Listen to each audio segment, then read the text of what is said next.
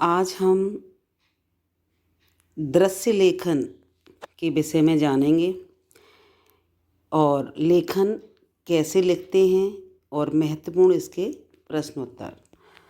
तो इसकी सबसे पहले डिफाइन को देखते हैं कि जब किसी फिल्म या धारावाहिक के किसी भी दृश्य में दिखाए जाने वाले दृश्यों, पात्रों व संवादों या फिर अन्य होने वाली क्रियाओं का लिखित रूप तैयार किया जाता है और किसी भी दृश्य का संक्षिप्त शैली में वर्णन करना भाषा से कौशल, कल्पना शक्ति, शब्दों पर अधिकार आदि के आधार पर प्रस्तुति को दृश्य लेखन कहते हैं। तो जो भी जैसे फिल्म है या फिर कोई धारावाहिक, कोई नाटक है, उसमें जो पात्रों के द्वारा जो दृश्य उपस्थित हो रहा है उसी क्रियाओं को जो लिखित रूप दिया जाता है और उसकी जो संक्षिप्त शैली में वर्णन, भाषा कौशल, कल्पना शक्ति, शब्दों पर अधिकार आदि के आधार पर जो प्रस्तुति की जाती है वही दृश्य लेखन है, जो कि हम उसे देखते हैं और उसको प्रस्तुत करते हैं।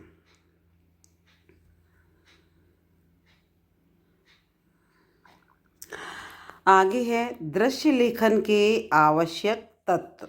कौन कौन से आवश्यक तत्व हैं? दृश्य संख्या, कहाँ कहाँ दृश्य आपने लिया, जैसे कि अगर एक मकान है या हाउस है, उसमें किचन का आपने दृश्य लिया और बरामदे का लिया, या जो भी कोई लॉबी है उसका लिया, या फिर कोई रूम है, गेस्ट रूम है उसका लिया। तो इस तरह उसमें संख्या हो जाती है। फिर समय क्या है और स्थान कौन सा है, पात्र कौन कौन है। तो ये सारे कुछ आवश्यक तत्व हैं। और उसमें लास्ट में क्या होता है, कट या फिर कट टू। जब है ना, आप देखते हो कि फिल्मों में जब कोई भी दृश्य शूट किया जाता है तो उसमें कट और कट टू का संबोधन करके दृश्य की समाप्ति पर किया जाता है। ये तो ये आपको जब दृश्य लेखन करोगे तो उसके बाद आपको कट या कट टू का प्रयोग करना पड़ेगा ये समाप्ति पर। तो दृश्य लेखन अत्यंत संक्षिप्त होना चाहिए, ज़्यादा बड़ा नहीं होना चाहिए। वो आप एक अनुच्छेद की तरह नहीं लिखोगे, आप उसे एक दृश्य लेखन की तरह ही लिखोगे, ना उसे संवाद की तरह लिखोगे। इसमें जो घटना अपने सामने घटी है आप उसको, और इसको आपको वर्तमान में ही लिखना है। दृश्य लेखन की जो शब्दावली को आपको किस में करना है, प्रेजेंट में, वर्तमान काल में ही घटित होता है। तो इसको प्रस्तुत करना है तो प्रेजेंट में ही करना है इसको। आगे हम एक उदाहरण लेते हैं।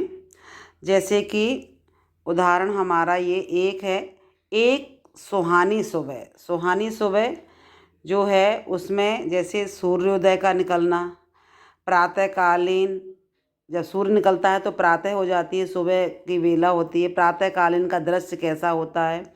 फिर जब हम बाहर जाते हैं तब वहाँ का दृश्य क्या है, और पार्क में जाते हैं तो वहाँ की क्या क्या क्रियाएं होती हैं, वहाँ कौन कौन लोग मिलते हैं। फिर अचानक जैसे बारिश का आ जाना। तो इस तरह के जो ये पॉइंट्स हैं, इसके आधार पर ही हम देखते हैं कि प्रातःकालीन लाल सूर्य के उगने पर, जब सुबह सुबह जब सूर्य उगता है तो लाल कलर का होता है, तो चारों तरफ क्या है, उसकी लालिमा फैल गई है और पक्षी अपने घोंसलों को छोड़कर अपने दाना पाने के लिए निकल चुके हैं। क्योंकि पक्षी भी है ना, सुबह जैसे ही होती है वो उठ जाते हैं और अपनी चहचहाट से चारों तरफ सुहावना दृश्य उपस्थित करते हैं।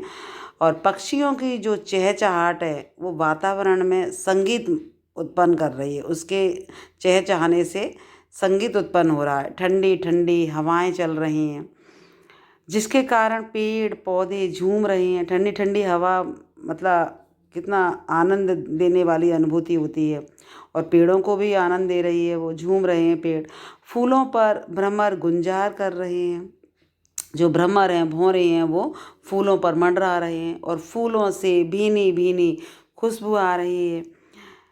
फूलों की जो सुगंध है वो चारों तरफ बह रही है। पार्क में लोग समूह बना करके प्रातःकालीन भ्रमण कर रहे हैं और जो मतलब उनकी मॉर्निंग वॉक हो रही है, व्यायाम कर रहे हैं, अपने शरीर को, अपने स्वास्थ्य को अच्छा बना रहे हैं। वहीं वृद्ध महिलाएं भी हैं, वो भी अपने शरीर के प्रति इतनी जागरूक हैं कि वो भी व्यायाम कर रही हैं। पार्क के पैदल पथ पर सभी बच्चे तेज़ तेज़ दौड़ लगा रहे हैं। अचानक बादल छा गए। उस समय क्या होता है कि अचानक बादल छा जाते हैं और रिमझिम हल्की हल्की रिमझिम शुरू हो जाती है। तो थोड़ी थोड़ी बूंदें आने लगती हैं, जिससे क्या होता है कि मिट्टी की जो सौंधी सौंधी खुशबू है वो सबके मन को भाने लगती है और जो दृश्य है वो बहुत ही मनोहर दिखाई देता है। सभी लोग भीगने से बच रहे हैं और अपना इंतजाम कर रहे हैं, इधर उधर भाग रहे हैं जहाँ भी उन्हें कोई छाया कहीं मिल जाए।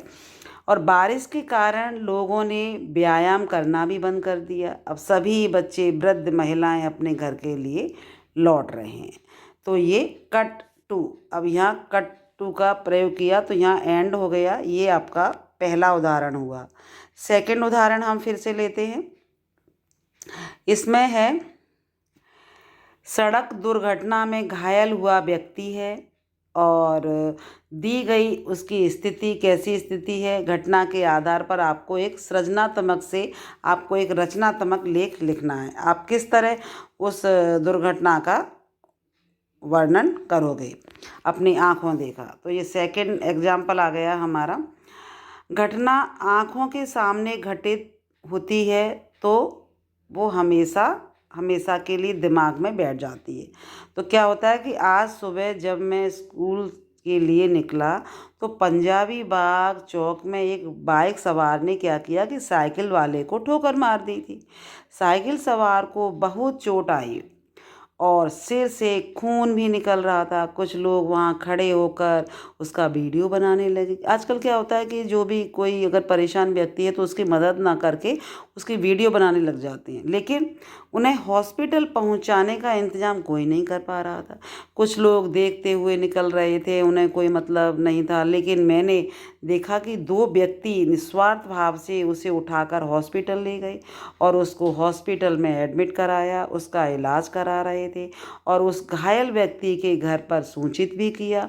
उसके घर वाले भी वहां आ पहुंचे थे। तो एक परोपकार की भावना से उन्होंने कार्य किया। मैंने भी अपना उसमें सहयोग दिया, मैंने भी उनकी मदद की, क्योंकि परोपकार की जो भावना होना भी तो एक आवश्यक है। जब हम किसी दूसरे की व्यक्ति की मदद करेंगे, उसकी हेल्प करेंगे, तो ईश्वर हमारी मदद करता है या किसी दूसरे को ही हमारी मदद के लिए भेज देता है। अगर जब हम किसी की मदद नहीं करेंगे तो दूसरा व्यक्ति भी हमारी मदद के लिए नहीं आ सकता। जितना बने अपने से निस्वार्थ भाव से मदद करनी चाहिए। जब हम किसी की मदद करते हैं तो ईश्वर भी तो हमारी हर समय मदद करता है। कट्टू, अब ये अंत में इस कट्टू का प्रयोग हुआ। इस तरह ये सड़क दुर्घटना का दृश्य आपने आँखों देखा, उसको वर्णित किया। आप अपनी तरफ से आप कोई भी पॉइंट आप दे सकते हो जो आपको उचित लगे। आपने ये 2 उदाहरण देखे और आपको ये इजीली समझ में आ गए होंगे कि किस तरह हम दृश्य लेखन लिख सकते हैं और दृश्य लेखन क्या होता है, उसके तत्व क्या हैं। धन्यवाद।